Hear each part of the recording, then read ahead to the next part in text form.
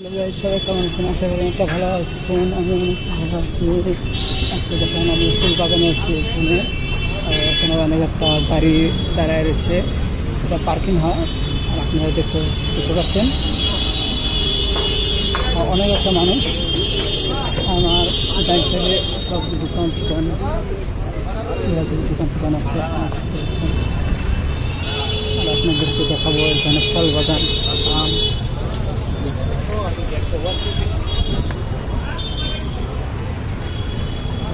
এখানে লেবু, শাকসবজি,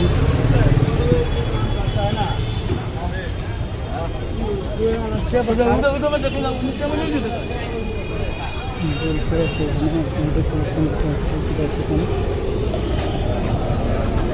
মন চায় এখানে এসে খাই যেতে পারেন।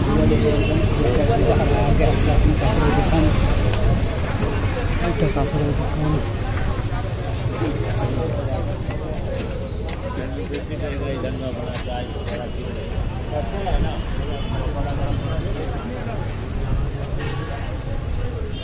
ফলমূলের দোকান দেখতে পাচ্ছেন আপনারা।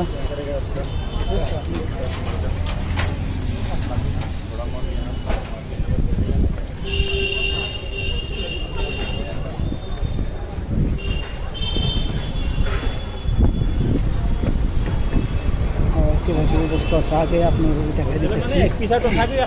এখানেও কাপড়ের দোকান আছে, এখানে কভার সবাই বিক্রি করে দেখতে পাচ্ছেন। কাপড়